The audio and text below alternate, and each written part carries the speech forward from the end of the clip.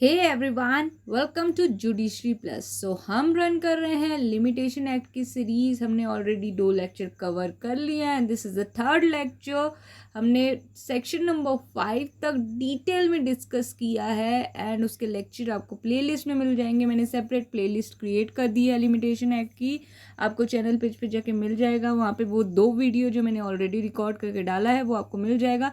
अगर आपने अब तक वो नहीं देखा तो पहले वो देखिए, देन ये लेक्चर स्टार्ट कीजिएगा, क्योंकि आज सेक्शन 6 से डिस्कस करने वाले हूँ जो कि बहुत ज़्यादा इंपॉर्टेंट है। लेकिन उसको समझने से पहले आपको पहले की चीज़ें समझनी होगी। यानी पूरा सीरीज जो है CBI पब्लिक प्रोसिक्यूटर एग्जाम के लिए बहुत हेल्पफुल होने वाला है, तो बिल्कुल मिस नहीं करिएगा। उसके अलावा लिमिटेशन एक्ट जिस एग्जाम में आते हैं उसके लिए भी ये इंपॉर्टेंट है, क्योंकि मैं बहुत ही डिटेल में कवर करी हूँ ये सारी चीज़ें। So without wasting further time, let's start with today's session। तो आज हम डिस्कस करने वाले हैं सेक्शन 6 के साथ, जो कि बात करता है लीगल डिसेबिलिटी के बारे में। ठीक है, अब ये लीगल डिसेबिलिटी क्या होता है वो हम देख लेते हैं। When a person entitled to institute a suit or make an application for the execution of a decree is at the time from which the prescribed period is to be reckoned a minor or insane or an idiot, he may institute the suit or make the application within the same period after the disability has been seized or would otherwise be allowed from the time specified there from a third column of the schedule। ठीक है, क्या बोल रहा है, जो कोई person है वो क्या था, सूट करने के लिए इंटाइटल था, उसके पास राइट था कि वो सूट फाइल कर सके या एप्लीकेशन दे सके।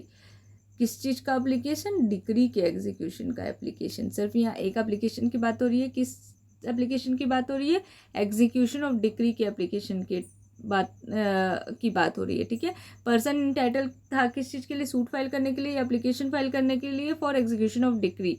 ठीक है, eight the time from which prescribed period is record, जब से प्रिस्क्राइब पीरियड स्टार्ट हुआ वो क्या था?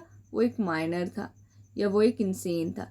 दो चीज़ें, माइनर था या इंसेन था। ठीक है, और एक और चीज़, सॉरी, इडियट भी था। माइनर, इंसेन और इडियट। माइनर, इंसेन और इडियट, इन तीनों में से कुछ भी था जब से प्रिस्क्राइब पीरियड स्टार्ट हुआ है। तो क्या कर सकता है वो? इंस्टीट्यूट कर सकता है सूट या एप्लीकेशन दे सकता है with in the same period after the disability है सीज।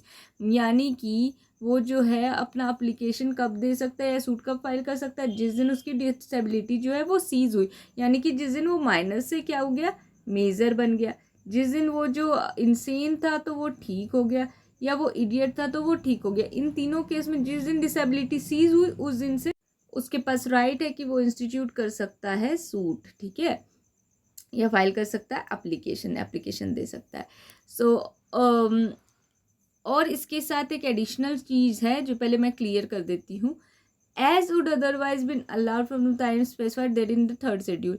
या तो उस दिन से डिसेबिलिटी जिस दिन सीज हुई उस दिन से उसका टाइम स्टार्ट होगा, या तो वो टाइम जो कि थर्ड शेड्यूल में दिया गया, third column of the schedule में दिया गया, जो कि हम बाद में देखेंगे। तो सिंपल मीनिंग आपको समझ में आ गई होगी कि अगर कोई पर्सन जो है माइनर है, इडियट है और इंसेन है, जिस टाइम में उसके पास राइट है कि वो सूट इंस्टीट्यूट करे या एप्लीकेशन मेड करे एग्जीक्यूशन ऑफ डिग्री के लिए, तो जिस दिन डिसेबिलिटी सीज होगी यानी जिस दिन वो ठीक हो जाएगा उस दिन से उसकी जो है लिमिटेशन स्टार्ट होगी। ठीक है, बस सिंपल मीनिंग यही था। सबसेक्शन 2 चलते हैं, जो बोल रहा है when such person is at the time from which prescribed period is to be record affected by two such disability or where before his disability ceases he is affected by another disability, he may institute the suit or make the application within the same period after both disability have ceased as would otherwise been allowed from the time so specified। यानी कि यहाँ पे क्या चीज़ बोल रहा है, कोई person है, ठीक है, मान लो ए है, वो क्या है, मान लो माइनर है। ठीक है, वो जिस दिन से स्टार्ट हो रहा था टाइम वो था माइनर, तो उसका टाइम कब, पीरियड, लिमिटेशन पीरियड कब से स्टार्ट होगा, कब से काउंट होना शुरू होगा? जिस दिन से वो मेजर बन जाएगा। ये हमने फर्स्ट क्लॉज में देखा। अब क्या बोल रहा है कि एक साथ उसको दो डिसेबिलिटी, यानी कि ये माइनर भी है और ये इंसेन भी है। ठीक है, अगर दो डिसेबिलिटी है तो कब से स्टार्ट होगा लिमिटेशन पीरियड? यहाँ पे क्या दिखा, when a person as a prescribe record क्या होगा, अफेक्टेड बाय टू डिसेबिलिटी। यहाँ पे लिखा है ना two disability, and where such disability has or where before his disability ceases is affected by another. यानी कि ये माइनर तो था ही, इसके साथ ये इंसेन भी हो गया, ठीक है। तो वो सूट कब इंस्टीट्यूट करेगा या एप्लीकेशन कब फाइल करेगा, जब दोनों की दोनों डिसेबिलिटी खत्म हो जाएगी, माइनर से मेजर भी हो जाएगा, इंसेन से नॉर्मल पर्सन भी हो जाएगा, तभी सूट फाइल करेगा, ठीक है। इसके रहते रहते और ये हो गया तो। लेकिन एक और चीज़ है कि अगर माइनर था, ठीक है, और आज जो है वो 18 ईयर्स का हो गया, 18 ईयर्स का हो गया, यानी कि वो मेजर हो गया, ठीक है। मेजर होने के बाद 2 दिन के बाद उसकी एक्सीडेंट हो गई और जिसके कारण उसके दिमाग पर असर पड़ा और वो इंसेन हो गया।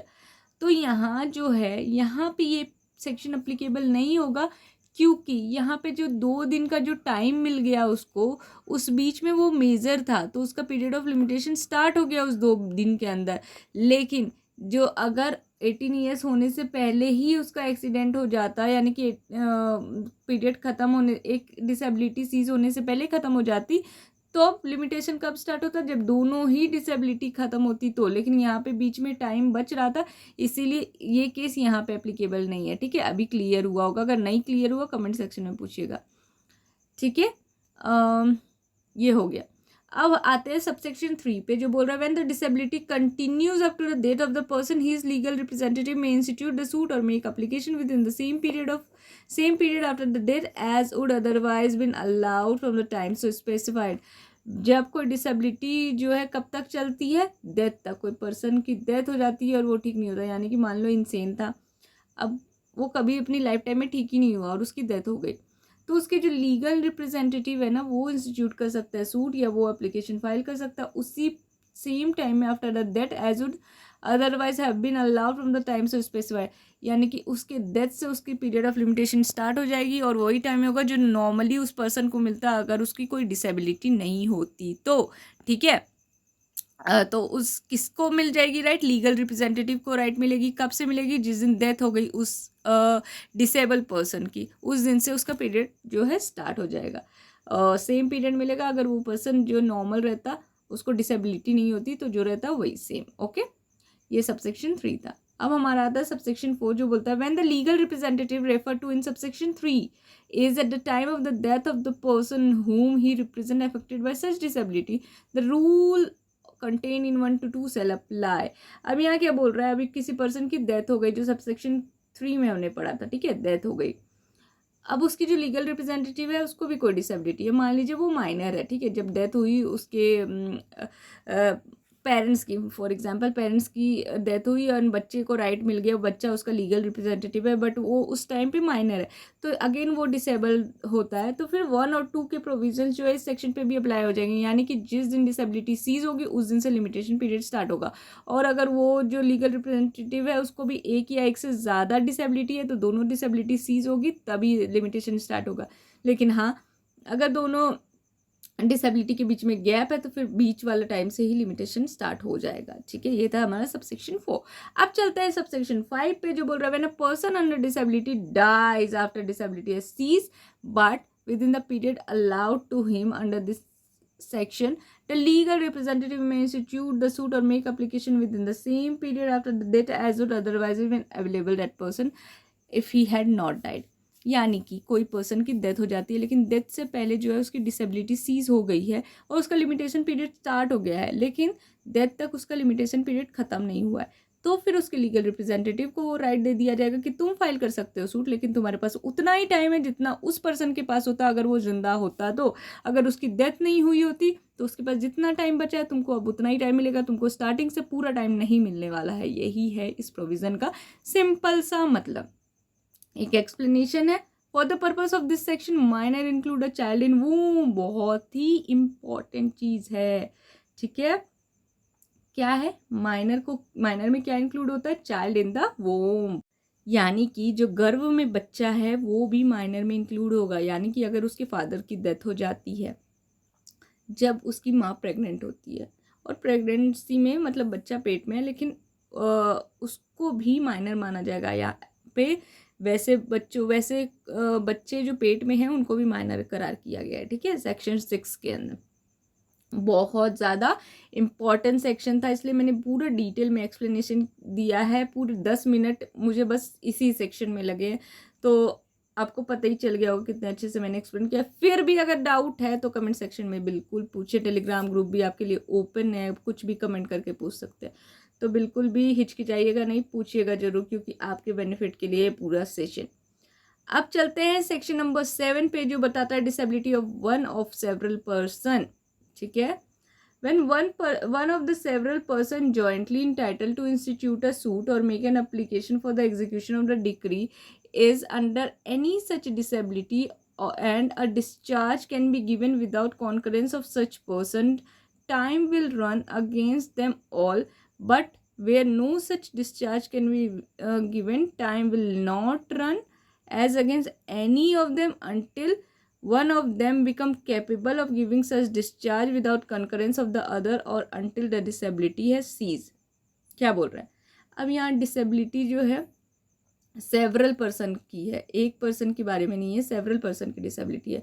तो जहाँ one of the several person अब किसी चीज़ के लिए जॉइंटली जो है इंस्टीट्यूट कर सकता है सूट, ठीक है, क्लास सूट के बारे में बात हो रही है मान लो, तो सेवरल पर्सन के पास राइट है सूट इंस्टीट्यूट करने के लिए जॉइंटली, ठीक है, या एप्लीकेशन फाइल करने के लिए एग्जीक्यूशन ऑफ डिक्री के लिए जॉइंटली राइट है उनके पास, ठीक है, इंडिविजुअली नहीं है, जॉइंटली है।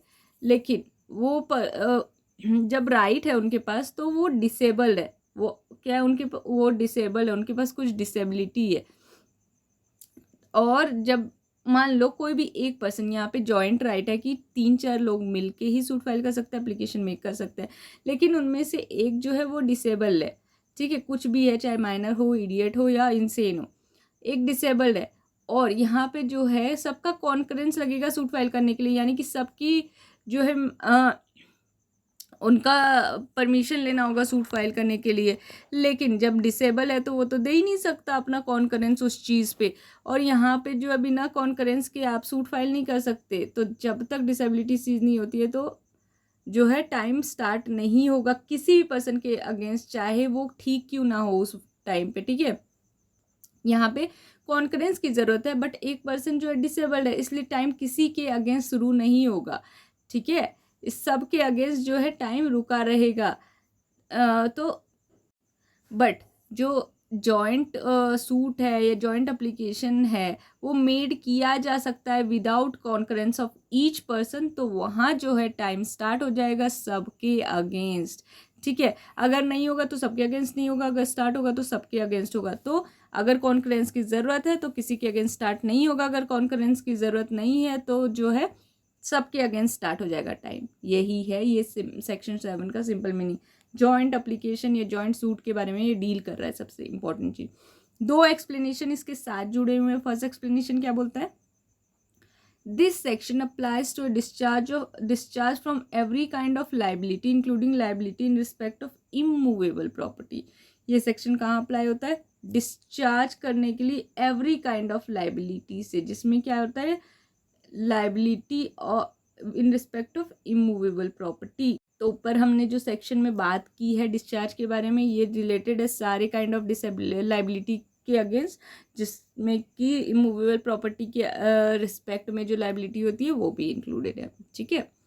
एक्सप्लेनेशन 2 क्या बोल रहे हैं? मैं एक्सप्लेनेशन क्यों इतने फोकस करके और ज़्यादा बता रही हूँ, क्योंकि एक्सप्लेनेशन से ज़्यादा क्वेश्चन बन सकते हैं, क्योंकि सेक्शन से बहुत सारे क्वेश्चन बन गए हैं, बहुत ज़्यादा जो है इंसान मतलब मान सकता है कि उससे क्वेश्चन बनेंगे इतने सारे। अगर आप पास्ट ईयर क्वेश्चन भी बना लो तो आपके लड़ जाते हैं, तो अब एग्जामिनर जो है वो भी अलग अलग टाइप के क्वेश्चन बनाने का सोचते हैं। इसलिए जो पहले फोकस एरिया नहीं था वो भी अब फोकस एरिया बन चुका है, इसलिए हर चीज़ इंपॉर्टेंट है और हर चीज़ अच्छे से पढ़नी है, कुछ भी छोड़ना नहीं है, क्योंकि एग्जाम बहुत ही इंपॉर्टेंट है।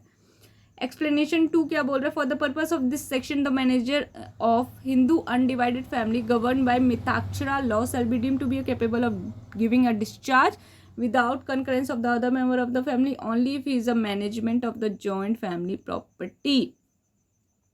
अब इस सेक्शन के अंदर जो मैनेजर होता है HUF का, यानी कि हिंदू अनडिवाइडेड फैमिली, और जो मिताक्षरा लॉ के अंदर गवर्न हो रही है, उसमें क्या माना जाता है कि जो कर्ता होता है यानी कि जो मैनेजर होता है हिंदू अनडिवाइडेड फैमिली का, वो डिस्चार्ज कर सकता है बिना कॉन्करेंस के, अदर मेंबर, फैमिली के जो अदर मेंबर है, अगर उनका कॉन्करेंस नहीं भी मिल रहा है तो भी वो डिस्चार्ज कर सकता है, अगर वो जॉइंट फैमिली की प्रॉपर्टी है तो यहाँ पे ये सेक्शन में जो बोल रहे हैं ना ऊपर में कि अगर कॉन्फ्रेंस की ज़रूरत है तो सबका टाइम रुक जाएगा, अगर कॉन्फ्रेंस की ज़रूरत नहीं है तो किसी का टाइम नहीं रुकेगा, चाहे वो डिसेबल हो चाहे वो डिसेबल ना हो। तो इस केस में चाहे वो डिसेबल्ड हो तो भी उसका टाइम नहीं रुकेगा, क्योंकि मैनेजर जो है, कर्ता जो है, वो डिस्चार्ज कर सकता है without concurrence of other member of the family, अगर वो मिताक्षर लॉ से गवर्न हो रहा है तो। ठीक है, ये था एक्सप्लेनेशन नंबर 2, ये भी बहुत इंपॉर्टेंट था। अब जो नेक्स्ट सेक्शन है स्पेशल एक्सेप्शंस की बात कर रहा है, क्या बोल रहा है देख लेते हैं। Nothing in section 6 and section 7 applies to suit to enforce right of preemption or shall be deemed to extend for more than 3 years from the cessation of the disability or the death of the person affected thereby the period of limitation for any suit or application। क्या बोल रहा है, 6 में और 7 में जो legal disability की बात हो रही है वो अप्लाई नहीं होगा किस पे, सूट राइट ऑफ प्रीएम्पशन पे। अब प्रीएम्पशन क्या है मैं बताऊंगी, पहले सेक्शन पढ़ लेते हैं। और shall be deem to extend, यानी कि सबसे पहली चीज राइट ऑफ प्रीएम्पशन पे अप्लाई नहीं होगा सेक्शन 6-7, और इसको माना जाएगा कि ये एक्सटेंड नहीं होगा for more than 3 years from the cessation of disability, यानी कि 6 जो है लिमिटेशन पीरियड वो 3 साल से ज़्यादा जो है एक्सटेंड नहीं होगा। कब से, जिस दिन सीज हो गई डिसेबिलिटी, उससे 3 साल से ज़्यादा जो है एक्सटेंड नहीं हो सकता है किसी भी केस में। ठीक है, चाहे ओरिजिनली आपका पीरियड जो था वो 12 साल था, मान लीजिए लिमिटेशन पीरियड, लेकिन अगर आपने 6 और 7 का यूज़ किया है तो मैक्सिमम लिमिटेशन जो आपके पास है वो है 3 years, चाहे ओरिजिनली कुछ भी था, वो मैटर नहीं करता है। अगर आपने 6-7 का बेनिफिट लिया, डिसेबिलिटी सीज हुई है, आपके पास 3 साल है, 3 साल में अपना राइट एक्सरसाइज करिए, अदरवाइज जो है आपका राइट खत्म हो जाता है। ठीक है, जिस दिन से डिसेबिलिटी सीज हुई है या जिस दिन से डेथ हुई है उस पर्सन की जो अफेक्टेड था डिसेबिलिटी से, उसके लीगल रिप्रेजेंटेटिव के पास भी कितना टाइम है, 3 साल। ठीक है, ताकि वो सूट फाइल कर सके या एप्लीकेशन फाइल कर सके। सिंपल सी चीज़ दी है कि 6-7 में जो भी है, सबसे पहले तो राइट ऑफ प्रीएम्पशन पे एप्लीकेबल नहीं होगा। दूसरा, मैक्सिमम टाइम जो आपको मिलेगा वो है 3 साल, जिस दिन से सीज हो गई है डिसेबिलिटी या जो पर्सन अफेक्टेड था उसकी डेथ हो गई है। ये सिंपल सी चीज़ है, आप सूट फाइल कर सकते हैं, एप्लीकेशन फाइल कर सकते हैं 3 साल के अंदर। अब एक और चीज़ थी इस सेक्शन में जो मैंने बोला था आपको बताऊंगी मैं बाद में, जो कि है right of preemption. Right of preemption क्या होता है, ठीक है, अब आप सब में जिसको भी पता है राइट ऑफ प्रीएम्पशन क्या होता है, वीडियो पॉज करिए और कमेंट सेक्शन में लिखिए राइट ऑफ प्रीएम्पशन क्या होता है। इसके बाद मैं बताने वाली हूँ, इसलिए वीडियो पॉज करके पहले आप लिखिए एंड देन सुनिए अगर नहीं पता है तो। राइट ऑफ प्रीएम्पशन का मैं एक एग्जाम्पल देती हूँ। फॉर एग्जाम्पल, मैं हूँ, मेरा भाई है, हम लोगों को हमारे एंसेस्ट्रल प्रॉपर्टी से एक घर मिला है जो कि दोनों बगल बगल में है। ठीक है, तो अगल बगल में मेरे भाई को कुछ भी प्रॉब्लम हुआ, उस जो भी रीज़न था उसको अपनी प्रॉपर्टी सेल करनी है। ठीक है, तो जब वो प्रॉपर्टी सेल करेगा तो सबसे पहले प्रीएम्पशन राइट मेरे पास है कि मैं वो प्रॉपर्टी बाय कर सकती हूँ, क्योंकि वो मेरे प्रॉपर्टी के बगल में है, तो मेरे लिए वो ज़्यादा यूज़फुल है वो बाय करना अदर देन थर्ड पर्सन के। ठीक है, तो मेरे पास प्रीएम्पशन राइट है कि मैं वो प्रॉपर्टी खरीदूँ। फर्स्ट रीज़न मेरे लिए यूज़फुल होगा क्योंकि वो मेरी प्रॉपर्टी के बगल में है। सेकेंड, वो मेरी एंसेस्ट्रल प्रॉपर्टी है, वो थर्ड पर्सन को जाए उससे पहले मेरी राइट है कि वो मुझे मिले। ठीक है, तो इसलिए प्रीएम्पशन राइट उस पर किसकी है, मेरी है। लेकिन उस पर एक शर्त भी है कि जो भी रीजनेबल कॉस्ट है, मार्केट प्राइस चल रहा है उस प्रॉपर्टी का, वो मुझे पे करना होगा। अगर मैं बोलती हूँ कि नहीं मुझे कम में प्रॉपर्टी कम पैसे में दे दो और थर्ड पर्सन उसको ज़्यादा पैसे दे रहा है, तो फिर तो उसके पास राइट है कि वो किसी और को दे सकता है। लेकिन अगर मैं भी उतना ही दे रही हूँ जितना वो कोई थर्ड पार्टी दे रहा है, तो मेरे पास प्रीएम्पशन राइट है कि वो प्रॉपर्टी मुझे मिलना चाहिए। तो this is right of preemption, जो कि आपको मिलता है, क्योंकि आप रिलेटिव हो, आपकी भी वो एंसेस्ट्रल प्रॉपर्टी है। तो rather than giving it to the third party, it is better to give it to your relatives so that they can use your ancestral property and they can utilize it better than the any other person. Okay. और कभी कभी क्या होता है ना कि अगल बगल प्रॉपर्टी है, आप बगल वाली प्रॉपर्टी खरीद के आप अपना प्रॉपर्टी एक्सटेंड कर सकते हो, तो ये भी बेनिफिट होता है, इसलिए राइट ऑफ प्रीएम्पशन दिया जाता है।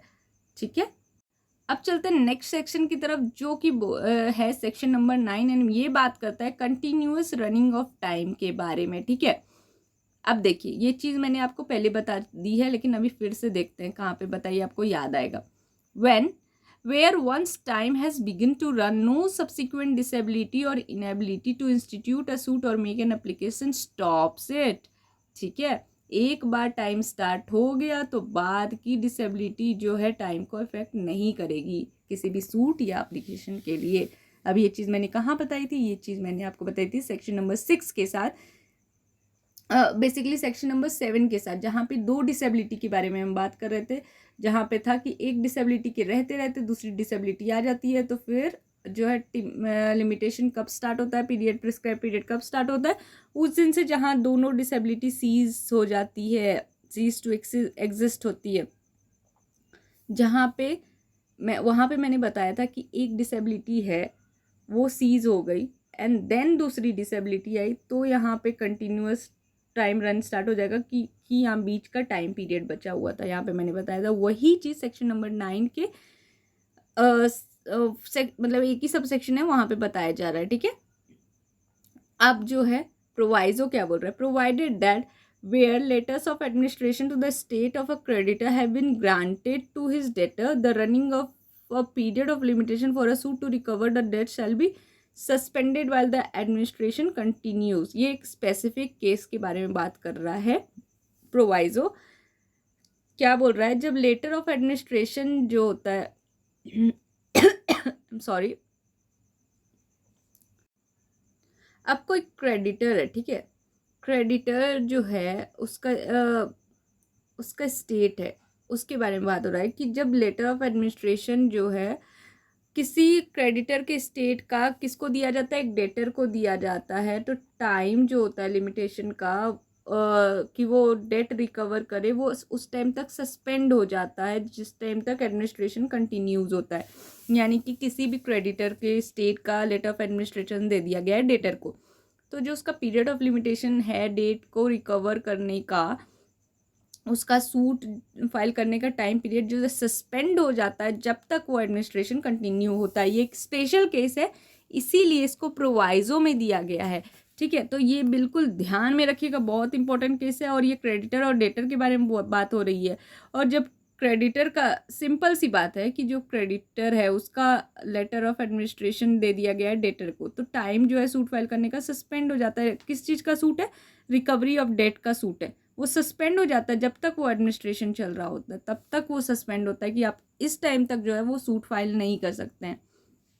ठीक है, बहुत सिंपल सी चीज़ है, इसीलिए स्पेशल केस है, इसीलिए प्रोवाइजो में दिया गया, वरना जनरल केस क्या है जो हमने यहाँ पढ़ा, एक बार डिसेबिलिटी जो है सीज टू एग्जिस्ट हो गई तो फिर उसको कोई चीज़ बाद में दूसरी डिसेबिलिटी आई है तो एक बार स्टार्ट हो गया आपका लिमिटेशन, फिर कोई चीज़ नहीं रोक सकता। लेकिन यहाँ पे रोक रहा है, इसलिए एक स्पेशल केस है। कैसे रोक रहा है, आपका क्रेडिटर का जो लेटर ऑफ एडमिनिस्ट्रेशन है वो डेटर को दे दिया गया है, इसलिए पीरियड ऑफ लिमिटेशन रुक गया है। किस चीज़ का, रिकवरी सूट के लिए, रिकवरी सूट फाइल करने के लिए उस डेट के लिए। ठीक है, तब तक सस्पेंडेड है जब तक एडमिनिस्ट्रेशन कंटिन्यू है। एक बार एडमिनिस्ट्रेशन खत्म हो गया फिर जो है आप फाइल कर सकते हो। ठीक है, तो आज के लिए हम इतना ही रखते हैं। मैंने सोचा था ये पूरा पार्ट कंप्लीट कर लूँ, 2 सेक्शन बचे हैं 10 और 11, बट मुझे काफ़ी खांसी आ रही है with in the lecture only. मुझे बार बार खांसी आ रही है, पॉज करके खांसना पड़ रहा है, पानी पीना पड़ रहा है, तो गले में काफ़ी दिक्कत आ रही है, दर्द हो रहा है, थोड़ा ज़ोर से बोलना पड़ता है वीडियो बनाने के टाइम में ताकि आपको ऑडियो की कोई भी प्रॉब्लम ना हो, इसलिए थोड़ा सा प्रॉब्लम है, इसलिए आज के लिए इतना ही रखते हैं। लेकिन आज के लिए मुझे लगता है सफिशिएंट भी आपके लिए। 3 लेक्चर ऑलरेडी हो गए हैं, तीनों लेक्चर को बार बार रिपीट करके पढ़िए ताकि आपके दिमाग में बैठ जाए। जब भी आप MCQ देखें, जब भी क्वेश्चन देखें, आपके दिमाग में क्लिक करे। जो भी मैंने फोकस किया था, मैंने हर एक इम्पॉर्टेंट चीज़ फोकस किया है तो आपको बिल्कुल याद आ जाएगा। इतना फोकस करके बोलती हूँ, इतना बार बार बोलती हूँ ताकि इसलिए मेरे गले में दर्द होता है, but it's okay, not to worry about.